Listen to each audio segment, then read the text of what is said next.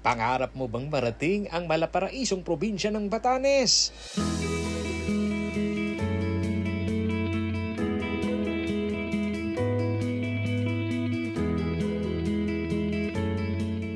Pwes, hindi mo na kailangan pang lumayo.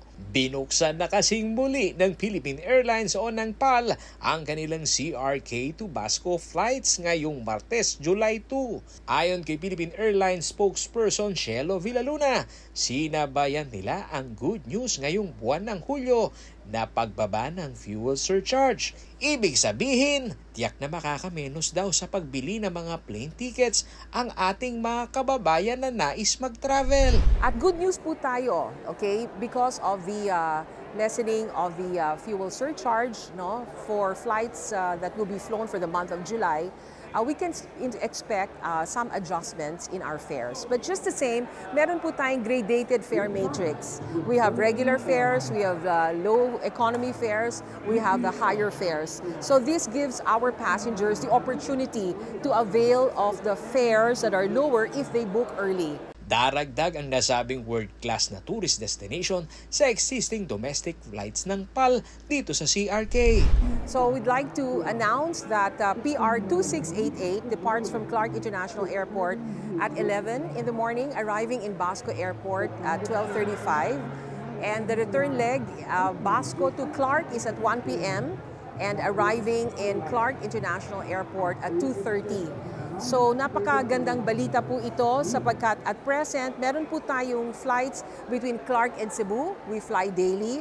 We have thrice weekly flights between Clark and Busuanga. And of course, we have 4 times weekly flights between Clark and Caticlan. So we are looking at opportunities for more flights out of our hubs, not only Clark but also Manila and Cebu.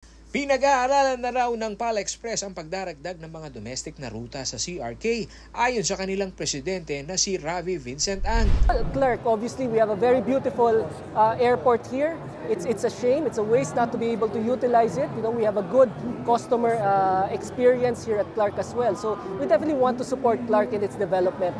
And that's why, you know, we're looking at all of these very sought after destinations within the Philippines, Boracay, Coron, and also Basco. And we look forward to reviewing and seeing what other destinations we can mount out of Clark. Nagpasalamat naman si Luzon International Premier Airport Development LIPAD CEO Noel Manangkil sa suporta ng flag carrier. Makatutulong din daw ang pagdaragdag ng flights sa CRK para i-decongest ang Ninoy Aquino International Airport. Well, ang expectation natin is, sinabi ko nga kanina, na marami na nagtatanong. Parang because even prior to the pandemic, this was something very iconic for Clark, no? Yung Basco. So, we are very thankful sa PAL na they've decided to resume it. And then hopefully this starts yung mga succeeding resumption pa ng ibang destination that they used to operate in Clark. Samantala, hinikayat naman ni Clark Development Corporation o CDC President and CEO Attorney Agnes VST de Venadera na gawing incentives ng mga malalaking kumpanya para sa kanilang mga empleyado ang plane tickets ng Philippine Airlines upang maranasan nila ang best travel experience mula sa CRK. Yan ang aking napakagandang term na narinig sa inyo, ang parot parinit dito sa Clark at sa iba't ibang lugar dito sa ating Pilipinas. Ngayon nga, itong trip natin, Clark to Basco, ito pinapangarap ng mga tao na sana mabuksan na. At ngayon, nabuksan na nga. So, ang sabi nga natin, ang mga kumpanya naman, gusto rin namang magbigay ng incentive sa kanilang mga empleyado for good performance. Ang aming suggestion, ang suggestion ng CDC at ng LIPAD at ng PAL, gawin nating incentive itong mga flights na nanggagaling sa Clark. Let's start with Clark Basco. Paolo G. Santos, CLTV News.